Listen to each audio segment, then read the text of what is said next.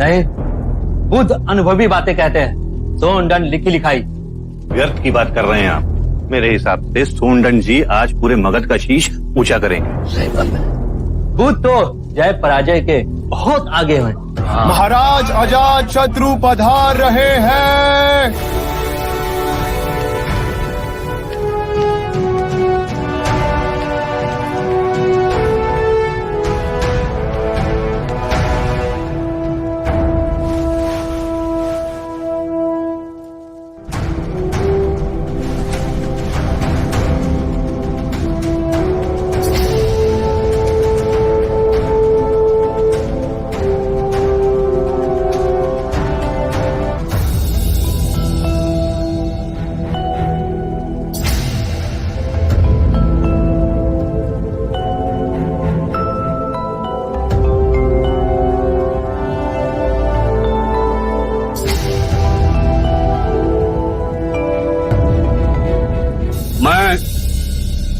महाराज की उपस्थिति में वंदनीय बुद्ध और परम ज्ञानी सोनदंड का इस राजसभा में स्वागत करता हूं।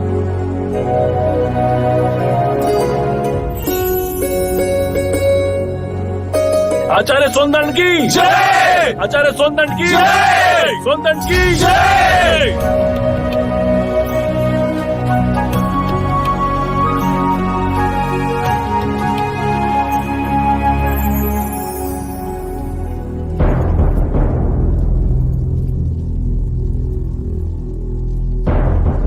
आज ये दोनों मान्यवर महाराज की उपस्थिति में इस राजसभा में अपने अपने विचार व्यक्त करेंगे। ऐसे विचार जिससे आप लोगों के ज्ञान की वृद्धि होगी। अब मैं दोनों मान्यवर से विनती करता हूं कि वो किसी एक विषय पर अपने विचार प्रकट करें। आप आयु में मुझसे छोटे हैं, अतः विषय चुनने का अवसर भी मैं आप ही को देता हूं। कहिए, किस विषय पर चर्चा करनी है? प्रणाम सोनदंड। क्या आप बता सकते हैं कि एक सच्चे ब्राह्मण में कौन कौन से गुण होना अनिवार्य है? यदि आप चाहें तो वेदों के उदाहरण भी दे सकते हैं। वेद पाठ तो सोनदंड का प्रमुख विषय है। वेद की गहन गुत्थियों को सुलझाने में आप महारथी हैं। भिक्षु गौतम, पूर्ण ब्राह्मण बनने के 5 लक्षण हैं। सुंदर रूप, मंत्रोच्चारण एवं अनुष्ठान करने में प्रवीण, 7 पुष्टों से रक्त की शुद्धता, अच्छा ज्ञान, अच्छा कर्म। इन 5 गुणों में से भी सर्वाधिक महत्वपूर्ण गुण कौन कौन से होने चाहिए? और इनमें से किसी भी गुण के अभाव में क्या वो सच्चा ब्राह्मण हो सकता है? अंत के 2 गुण, अच्छा ज्ञान एवं अच्छा कर्म। सुंदर रूप, मंत्रोच्चारण एवं अनुष्ठान करने की प्रतिभा, 7 पीढ़ियों से रक्त की शुद्धता आवश्यक नहीं। क्षमा कीजिएगा, परंतु सोनदत्त जी उचित उत्तर नहीं दे पाए। बुद्ध के प्रश्नों ने इन्हें उलझा दिया है। ये तो ब्राह्मणों का अपमान है।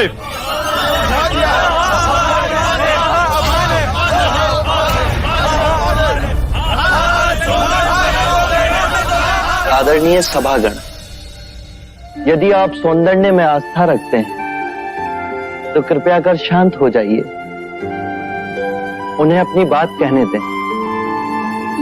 यदि आप उनमें आस्था नहीं रखते तो आप में से जो चाहे इस विषय की चर्चा को आगे बढ़ा सकता है। मैं आप सभी के प्रश्नों के उत्तर दूंगा।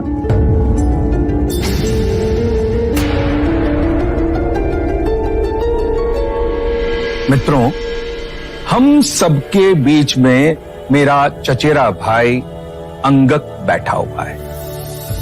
अंगक रूपवान है, उसका आचरण कुलीन और उत्कृष्ट है। उसके बाह्य सौंदर्य की बराबरी केवल भिक्खु गौतम के साथ ही की जा सकती है। दो परिवारों के रक्त की शुद्धता उसके अंदर बह रही है, वेद पाठ का ज्ञानी है, ये 3 गुण तो उसमें है। पर यदि विचार के रूप में देखें कि अंगक मदिरापान करता है, हत्याएं करता है, बलात्कार करता है, झूठ बोलता है, चोरी भी करता है, तो उसके बाकी के गुणों का कोई मूल्य ही नहीं रह जाएगा।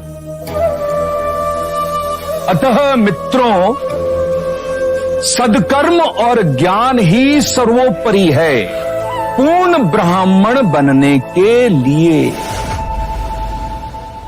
इन दोनों गुणों में से भी सर्वोत्तम गुण आप किसे समझते हैं? सदकर्म और ज्ञान दो नहीं हो सकते। जैसे एक हाथ दूसरे हाथ को और एक पैर दूसरे पैर को साफ करता है, उसी तरह सदकर्म और ज्ञान एक दूसरे के पूरक होते हैं। सदकर्म आपके विवेक को प्रकाशमान बनाता है और विवेक से किया कर्म आपको धार्मिक बनाता है, और यही जीवन का गूढ़ मंत्र है। उत्तम, अति उत्तम सोंदन, आप हमारी आशा पे खरे उतरे।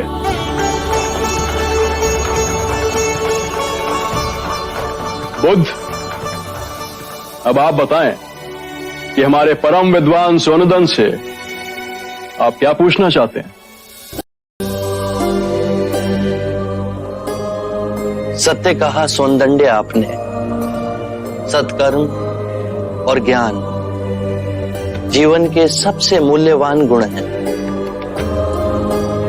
क्या आप बताएंगे कि सत्कर्म और ज्ञान को उच्चतम कोटि तक कैसे विकसित किया जाए?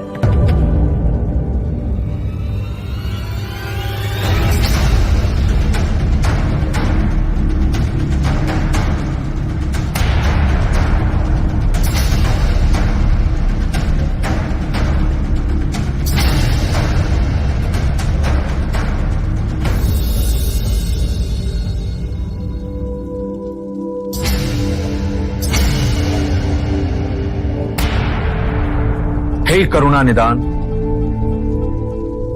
इस विषय में आप ही हमारा मार्ग निर्देश करें। हम तो केवल सिद्धांत जानते हैं, किंतु आप बुद्ध बन परम सत्य को प्राप्त हुए हैं। हे परम पुरुष, आप ही बताएं, सदकर्म और ज्ञान की उच्चतम कोटि तक कैसे पहुंचा जा सकता है? आत्म मुक्ति के 3 चरण हैं: शीलाचार, ध्यान और ज्ञान। यदि हम शीलों का आचरण करते हैं तो ध्यान साधना में वृद्धि होती है, और ध्यान साधना से ज्ञान का उदय होता है, जिससे शीलों का गहन आचरण करना संभव होता है।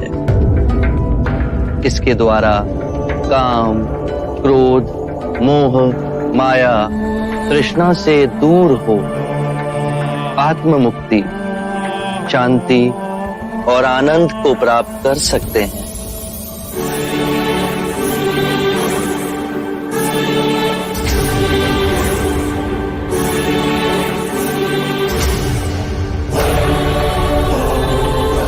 हे करुणा निधि, आपने मेरी आंखें खोल दी, मुझे अंधकार से प्रकाश में ले आए।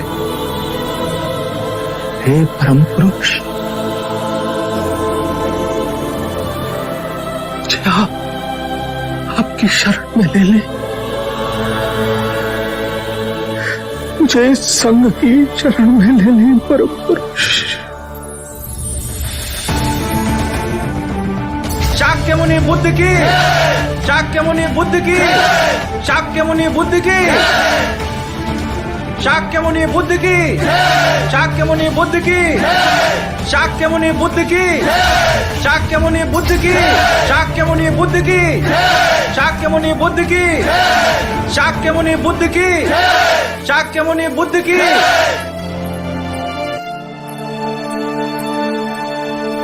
रुक जाओ। कौन हो तुम? इस तरह से राजसभा में आने का अर्थ समझती हो? आने के लिए विवश थी मैं इस भरी सभा में बुद्ध से कुछ प्रश्नों के उत्तर चाहती हूँ। तुमको जो कुछ भी कहना है बुद्ध के संग में जाकर पूछ सकती हो। चलिए आओ यहां से। कुलगुरु, पूछने दीजिए इसे, अगर बुद्ध को कोई आपत्ति ना हो। क्या पूछना चाहती हो तुम? मुनि गौतम, आप धर्म का बहुत उपदेश देते हैं, आपका मान सम्मान भी बहुत है, किंतु आपको मुझ अपना की कोई चिंता नहीं, जिसे आपने गर्भवती बनाया है।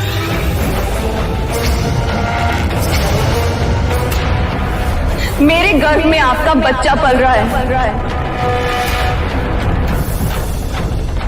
क्या आप इसका उत्तरदायित्व नहीं लेंगे? मेरी लज्ज स्त्री, इस तरह का लांछन लगाते हुए तुझे लाज नहीं आई? जानती नहीं, बुद्ध वासनाओं से परे है। अरे बड़े बड़े ऋषि मुनि भी काम वासना के सामने घुटने टेक देते हैं। तू जानती नहीं कि तूने किस पे दोषारोपण किया है?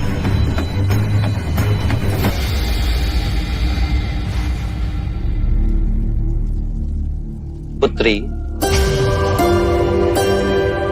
केवल दो ही लोग इस बात की पुष्टि कर सकते हैं कि ये सत्य है या असत्य है, और वो हैं तुम और मैं।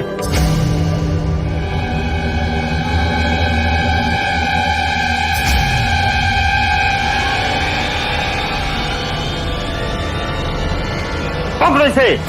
महाराज, यदि आपकी आज्ञा हो तो इसे पकड़वाएं, इसके मुंह से सच उगलवाएं कि किसका पाप ये बुद्ध के गले बांधना चाहती है।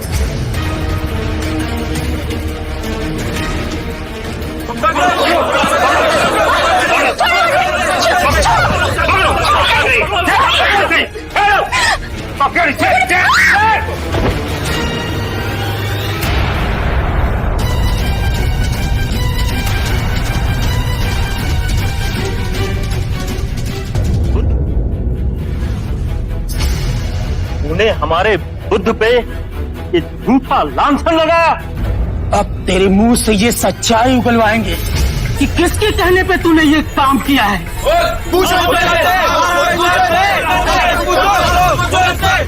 जीना होगा तुझे। पकड़ लो इसे। महाराज, कृपया कर इसे जीवन दान दें। इसके मन में पश्चाताप है, मैंने इसे क्षमा किया।